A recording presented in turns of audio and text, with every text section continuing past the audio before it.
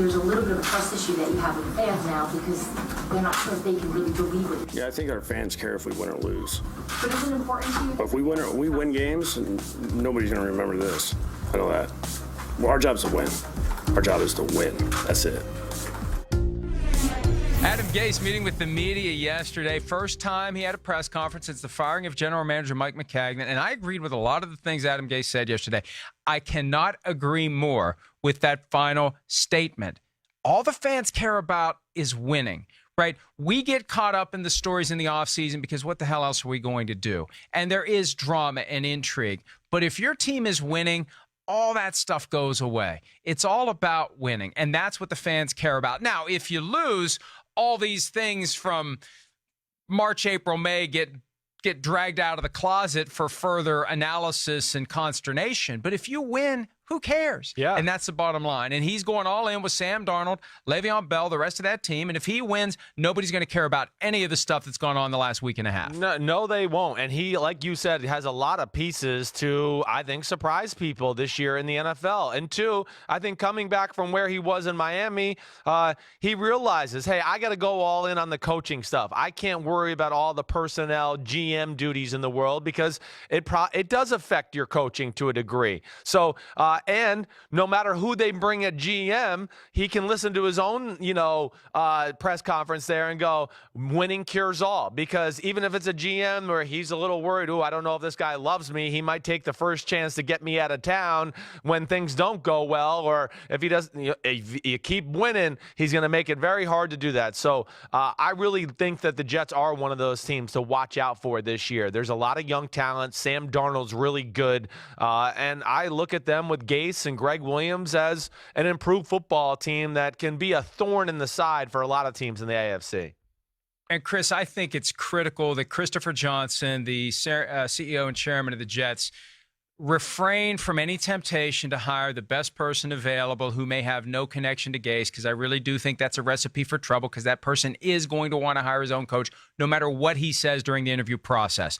But that raises the concern that if the new GM is somebody who is aligned with Gase, who has worked with Gase, who Gase knows, that may end up being a yes man. Gase was asked specifically yesterday by reporters, will your next general manager of the New York Jets be a yes man? Here's what he had to say.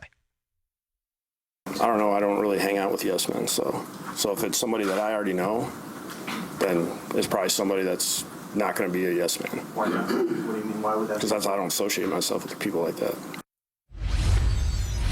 Look, this makes sense. You don't. In that business, you can't have a bunch of sycophants running around saying, oh, good idea, boss, and having no independent thought of their own. If you're going to survive with a National Football League team as an assistant coach or a front office executive, you better have independent thought. You better have creative thinking. You better be willing to say in a tactful way, I see this a different way. And it's through those healthy disagreements that are handled in a professional way without anybody being over the top or disrespectful. That's how you craft the best possible plan, the best decisions, the best team. And that's true in any professional setting. You can't have a bunch of people running around just adopting blindly the idea of whoever's in charge. Then you're never going to push the organization to get better. So I believe Gase when he says that too. Now you can have somebody that you have a relationship with where you know where the limits are and you don't go through that awkward first year or so where we really don't understand each other's personalities.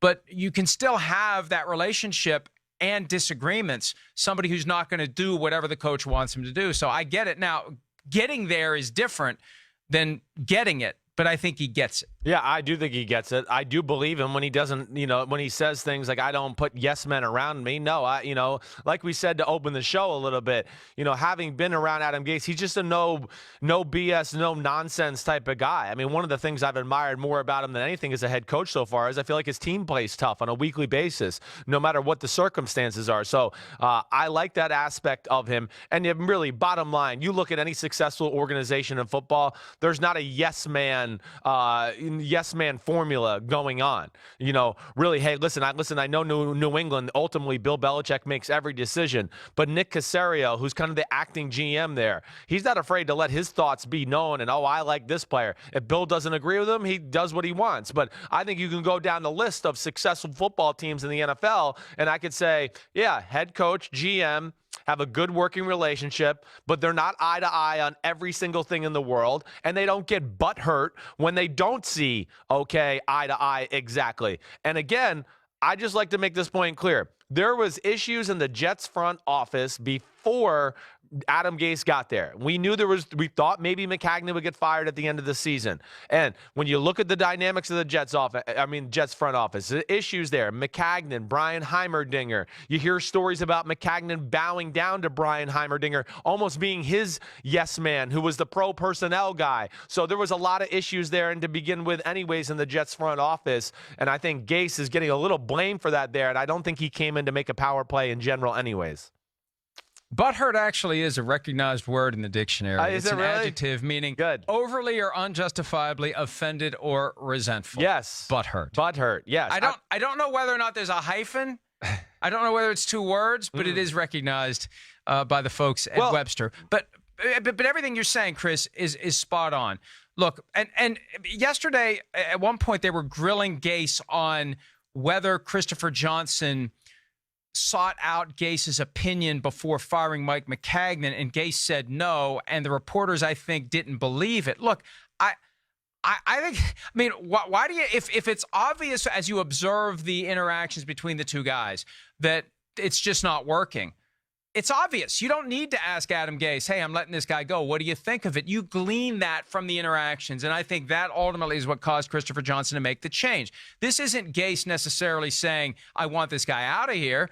This is your head coach and your GM being two entirely different people, entirely different personalities, and the CEO realizes this is not going to work over the long haul. Yeah, exactly right. I mean, on Christopher Johnson, I don't think he's an idiot. I think he's very capable of realizing the situation and kind of seeing the writing on the wall and what's going on there. Now, listen, do I think maybe him and Adam Gase had a conversation at some point, and Adam Gase maybe said, gosh, there's been this issues with the roster, and there's been this move that's questionable, and this that I don't like, and maybe brought up some concerns to where Christopher Johnson was like, yeah, damn, I already had those concerns, and now he's saying, and that makes me even think about it even, in a worse way, whatever it may be. I wouldn't be surprised if those conversations happened, but they should have happened. There's issues with that roster that Mike McCagnon has built, fundamental issues that we went through year after year after year, let alone some suspect signings and overpaying guys and whatever it may be. So I'm sure Christopher Johnson realized that.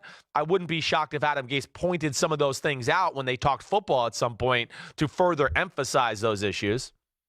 One of the reports that emerged in the aftermath of the McCagnon firing was the notion that Adam Gase did not want LeVeon Bell on the team. And Chris, I believe both of us were careful to point out, it's not about not wanting Bell. Yeah. It's about not wanting to pay as much as they paid when they were the only ones in that stratosphere. Gase was asked point blank yesterday, did the New York Jets overpay for Le'Veon Bell?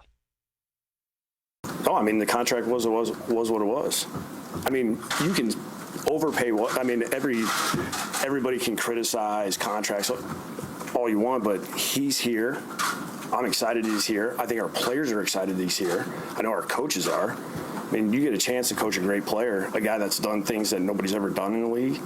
Like, we're excited for that opportunity. I'm excited to get him in the offense so I can start figuring out what else can we do with him. What hasn't he done? What could he be great at in this system? And that's entirely accurate. The idea that you want him, but they could have gotten him for less, but that doesn't matter now. He's there. He's under contract. And whatever Gase said yesterday worked. If you're concerned that Le'Veon Bell is salty about these reports, the response from Bell via Twitter, yup, let's get it, coach, quoting a tweet that had some of the things that Gase had to say. And that's how you make this work. People last week are, how's Adam Gase ever going to manage this relationship? You just have to say to Le'Veon Bell, let's go do this. Right. Let's go play football and let's get the most out of your skills. And let's prove to the world that the Jets didn't overpay for you. Yeah, exactly right. Let's do that. Let's do special things together. And I mean, gosh, I know Adam Gase wants Le'Veon Bell. Any coach wants Le'Veon Bell. And did they overpay for him? Sure. And I don't think Adam Gase necessarily denied it there. He kind of danced around the conversation a little bit. Either way, Le'Veon Bell's not going to be mad that, oh man, Adam Gase said we overpaid for me. Le'Veon Bell's going to look at it and go, well, whatever. My agent did a good job. I got the most money I possibly could have got. I know this guy wants me as a player, and I do think Adam Gase, with his history in different offenses and even some of the stuff he did with the running backs down in Miami with Kenyon Drake and Frank Gore, Le'Veon Bell's got to see that and go, damn, I'm in the prime of my career, I'm better than those football players, and this guy knows how to use the running back in a multitude of different ways to where, yeah, I think they can do some big-time things together. I don't think there's going to be any issues at all here because of both guys knowing their personalities and who they are as people. And two, I think Adam Gase is going to go out of his way to formulate a lot of offense around Le'Veon Bell. And, of course, that's going to smooth things over with the player, too. Once upon a time, the New York Jets were known as the New York Titans. Now the Tennessee Titans entering their third decade of existence. We're going to take a look at what they have done or haven't done in this offseason to improve their outcome from 2018. More PFT Live right after this.